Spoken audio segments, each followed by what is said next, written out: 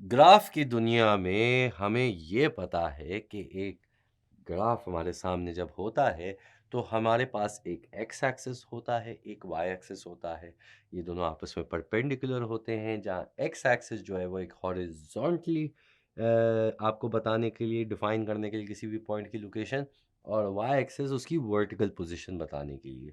तो आपके पास अगर एक्स एक्सिस और वाई एक्सिस बना हो तो यहाँ पे हम किसी भी पॉइंट को लोकेट कर सकते हैं। मिसाल के तौर पे हमारे पास ये एक्स एक्सिस है, ये एक्स के कोऑर्डिनेट्स बने हुए हैं इस एक्सिस पे, ये वाई एक्सिस है, इस पे वाई के कोऑर्डिनेट्स बने हुए हैं। अब हम एक रैंडम सा कोई पॉइंट ढूंढते हैं जो कि है ये पॉइंट, ठीक है। अब हमें इसके अगर कोऑर्डिनेट्स पता करने हो तो हम इसी पॉइंट को नीचे वर्टिकली सीधा परपेंडिकुलर हम आएंगे इसके नीचे और देखेंगे कि एक्स एक्सिस पे कौन से कोऑर्डिनेट पे ये आ रहा है। ये एक्स के 3 पे आ रहा है। इसी तरीके से अगर हम इसकी वाई एक्सिस की पोजीशन देखना चाहें तो वाई के लिए हम perpendicular to the Y axis, मतलब बिल्कुल ऐसे सीधा जाएंगे वाई एक्सिस की तरफ और देखेंगे कि वाई एक्सिस के कौन से पॉइंट पे ये जाके टकरा रहा है। तो ये है वाई एक्सिस के हिसाब से 4 पे, यानी कि इस पॉइंट के कोऑर्डिनेट्स क्या हो जाएंगे, 3, 4। ये हमने ब्रैकेट में लिख दिया। तो horizontally it has moved a distance of 3 from the origin and vertically it has moved a distance of 4 from the origin. Origin याद है ना, 0, 0 जहाँ से ये बात शुरू होती है, जहाँ एक्स एक्सिस और वाई एक्सिस इंटरसेक्ट करते हैं। तो अब बात यहाँ पे जो सोचने वाली है वो ये कि यहाँ तो हम सिर्फ पॉजिटिव वैल्यूज़ को देखने हैं। तो क्या ग्राफ में हम सिर्फ पॉजिटिव वैल्यूज़ देखते हैं एक्स और वाई की? नहीं, हम इसमें नेगेटिव वैल्यूज़ भी देखते हैं, क्योंकि ये अभी सिर्फ एक हिस्सा है।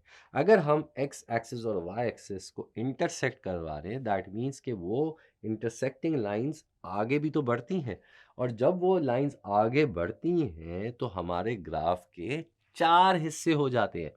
अभी तक हमने सिर्फ एक हिस्से की बात की, ये ऐसे 4 हिस्से हैं, क्योंकि अगर 2 लाइंस आपस में इंटरसेक्ट करती हैं तो उनके दरमियान 1 2 3 4 4 हिस्से बनेंगे।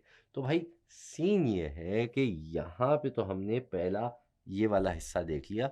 इस इन चारों हिस्सों को हम कहते हैं क्वाड्रेंट्स। तो जो पहला क्वाड्रेंट है, यहाँ पे एक्स और वाई दोनों पॉजिटिव होते हैं। फिर हम इसके लेफ्ट साइड पे जब चले जाते हैं तो एक्स नेगेटिव होता है, वाई अभी भी पॉजिटिव रहता है, क्योंकि एक्स एक्सिस से ऊपर वाई जो है वो पॉजिटिव है। दैट मीन्स कि इस हिस्से पे, लेफ्ट वाली साइड पे, जो भी पॉइंट उठाएंगे उसमें एक्स नेगेटिव होगा, वाई पॉजिटिव होगा। मिसाल के तौर पे अगर ये पॉइंट हम उठा लें तो यहाँ पे क्या है, एक्स के हिसाब से -3 है और वाई के हिसाब से +5 है। ठीक है।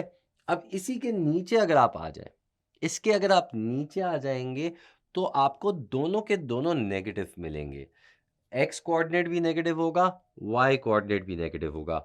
मिसाल के तौर पे हम ये पॉइंट देख लें तो यहाँ पे एक्स के हिसाब से ये 2 पे है, बट माइनस वाली साइड पे तो -2, और वाई के हिसाब से ये 3 पे है, लेकिन क्योंकि नीचे है तो ये -3 हो जाएगा। यानी कि इस पॉइंट के कोऑर्डिनेट्स हो जाएंगे -2, -3। हमने 3 क्वाड्रेंट्स के पॉइंट्स देख लिए। अब ये रह गया बेचारा चौथा क्वाड्रेंट, जो कि पॉजिटिव वाले क्वाड्रेंट के नीचे है और दोनों नेगेटिव कोऑर्डिनेट्स वाले क्वाड्रेंट के राइट साइड पे है।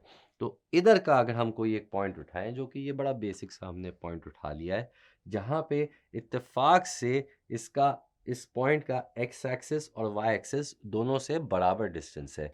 एक्स एक्सिस पे हम देखते हैं तो ये 4 पे आता है, और वाई एक्सिस पे हम देखते हैं तो ये -4 पे आता है, क्योंकि ये नीचे है। मज़े की बात बताऊं, एक्स एक्सिस के नीचे वाई हमेशा नेगेटिव रहता है, और एक्स एक्सिस के ऊपर वाई कोऑर्डिनेट हमेशा पॉजिटिव रहता है। सिमिलरली वाई एक्सिस के राइट साइड पे एक्स हमेशा पॉजिटिव रहेगा, और वाई एक्सिस के लेफ्ट साइड पे एक्स कोऑर्डिनेट हमेशा नेगेटिव रहेगा। तो भाई ये हैं 4 क्वाड्रेंट्स, इनकी खुसूसियात भी मैंने आपको बता दी। आप चाहें तो अपनी प्रैक्टिस के लिए, अपने कॉन्सेप्ट को मज़ीद स्ट्रेंथन करने के लिए, आप ऐसे कई सारे और पॉइंट्स इस ग्राफ पे लोकेट कर सकते हैं और उनके एक्स और वाई कोऑर्डिनेट को डिटरमिन कर सकते हैं।